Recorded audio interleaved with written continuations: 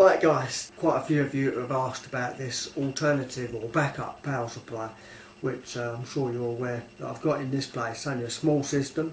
Back in 2006 I wanted some sort of backup supply, but I didn't want a dirty great big diesel Jenny just sitting there idle, because it's just going to rot, or round here it's just going to get nicked, to be honest. Now I did look at solar panels and wind turbines. Again, not ideal, especially in the UK. Check the weather today. Well, this is typical British weather. No wind and no sun. So my wind turbine ain't going to do nothing, and my solar panels ain't going to be doing a great deal, are they? So there must be another. See guys, what I realised is, right, when we get a power cut, nowadays it's a disaster. That means I've got no telephones, no hot water, no central heating, no computers, no TV, nothing. Everything in this house relies on a main supply for it to work. Obviously in the old days your telephone, you know, didn't need a main supply because it had a lead attached and it used the line voltage. But these cordless phones need the main supply for the RF transmission. So it's essential that I have a main supply, otherwise I have nothing. So obviously solar panels and wind turbines weren't going to do it, because only here in the UK, I'm not saying anywhere else in the world it might work, but solar panels and turbines in this country, in the UK, doesn't seem viable. Not if I'm going to spend 10 grand on solar panels and all the rest of it. It's not going to happen, is it? Eh? There's just not enough sun for enough days of the year to make it viable. Not when it's £10,000, and obviously you've got to maintain the things. You know, if you get a fine film of dust on solar panels on the roof, 20% power loss straight away. People don't realise that. But I didn't want that noisy generator, so I found an alternative, and it pays for itself within 2 years. It gives me a backup supply, which is absolute silent. I'm quite happy with it. I did it back in 2006 as a prototype, and it's still running today. And it's so easy, you kick yourselves. And all it is, it uses that economy 7, which is cheap electricity, right, which you get at night time, which was designed for storage heaters. But nobody in their right mind uses storage heaters these days. So when electricity at night is a third of the price, might even be a bit better than that, I charge up couple of big batteries, and then I use it during the daytime when electricity is expensive. So that's how it pays for itself, and of course it's there if we get a power cut. The batteries just take over with the inverter, and primarily it runs the lights, but if I flick a switch then it will run all the essentials in the house: fridges, freezers, TVs, satellites, computers, telephones, all sorts of mobile phone chargers, clock radios, all the small stuff. But obviously it won't run electric showers and electric cookers, not that I need it. So we'll have a little look at it in detail. Apologies for the waffle, not very good at these waffle vids, but we'll have a look at it and I'll try and explain how it works. It's not quantum physics, quite straightforward. Well, the good part is everything's hidden away in this cupboard, but I do normally have one door open, obviously for a bit of ventilation. There's two 6-volt batteries there, creating 12 volts 600 amp hour, and there's another Yoursel 150 amp hour battery just there. These ones have got a shelf life of about 10 years. Each battery's got its own fuse and a selector switch. I can actually change from one battery to the other without interrupting the power, or indeed have both. That small charger just does the charging for standby use for emergency power. And that's a bit of a bigger charger which whacks out 50 amps, and I use that for cyclic use, i.e. using it on a daily basis.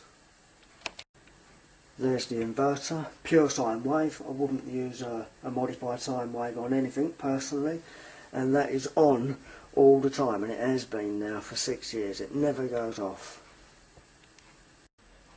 There's the various sockets, 2 different chargers, the inverter supply, and just in case one day we manage to get solar panels that work without a decent amount of daylight, which is unlikely. Obviously they provide some power in dull weather, but you know, we need hundreds of amps. I don't want 50 or 60 watts, I need kilowatts on a cloudy day.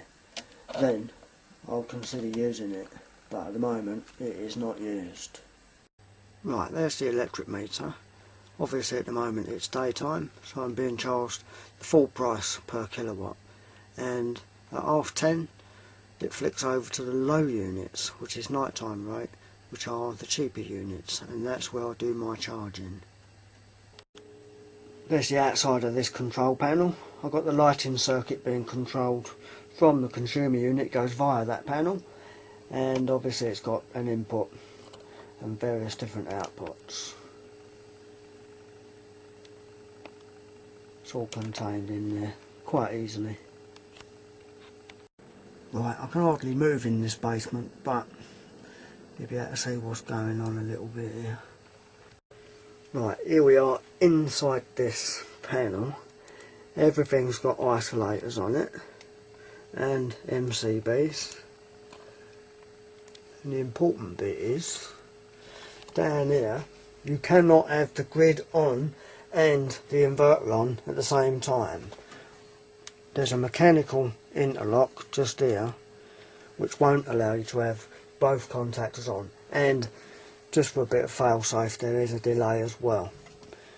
That timer, right, that monitors when it's cheap time and when it's expensive time, so that is the brains of it all. Simply one timer. And there's 2 charge relays. One pumps the 50 amps into it, rather rapid, and one's the trickle charger, depending whether I have it, as I say, on that daily basis or just for standby backup. What I'm going to do now, I'm going to flip that over and start putting a load on the inverter. It's not, it looks really complicated in there, but it's not really. Looks messy, doesn't it? But it is a prototype.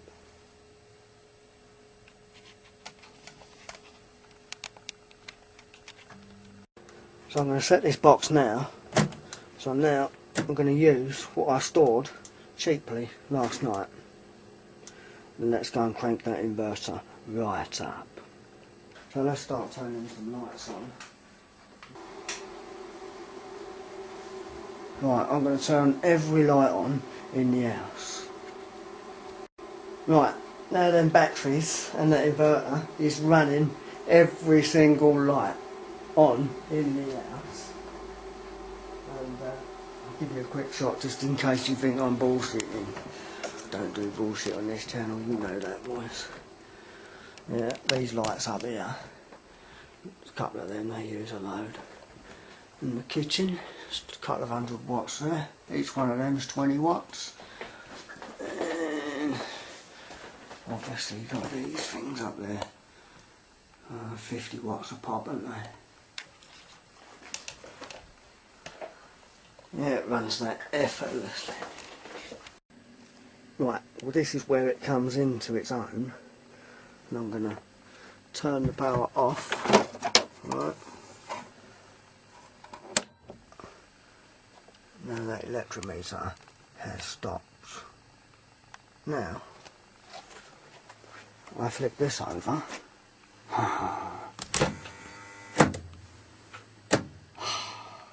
Now it runs the whole house. It's even powered up the washing machine there. Right, so we've got absolutely no power whatsoever coming into the house. I'm going to boot this computer up and carry on as normal. It's running all the lights, fridges, freezers, central heating, telephones, so if the phone works. It's a nice noise. TV, sound system, satellite, fridges, freezers, lights. What more could you want? They even got a spark for the cooker.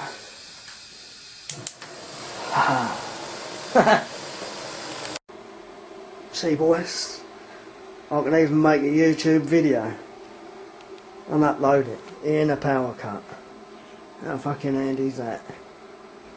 The old inverter's blown a bit there, isn't it? But we're about 50% capacity. So there's enough there to carry on as normal. If I'm sensible, right, I should really turn the TV off. And there it is once again, just sitting there in standby mode. See guys, that's far too easy. That panel's got two supplies in it, one from the grid and one from the inverter. And the contactor just chucks it there, or it chucks it there. And when you flip that big switch where you want power to all the sockets in the house and every single supply in the house, obviously it does that by chucking it back down the ring circuit. That makes its way back to the distribution board or consumer unit, whichever you're using, and it will feed every single supply on it.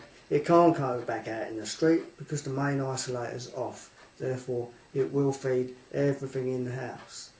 But as I say, it runs fridges, freezers, central heating systems and the pumps, lights and all the essentials, and it's definitely there if we do get a power cut. And as I say, pays for itself because on a daily basis, if selected, it will run the lights in early evening, which in this house all the bloody lights are on day and night, so it definitely pays for itself. Initial cost probably £600–700, but you know, what's the generator going to cost? And if it sits there just rotting away, when you really need it, bastard thing ain't going to start, is it?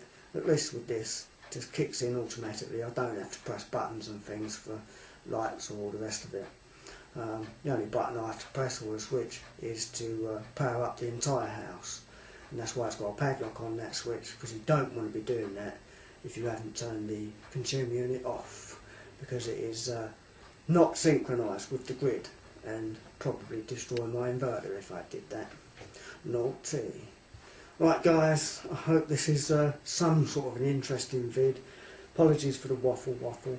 A few more experiments coming up and a couple of interesting things. I will see you chaps later on.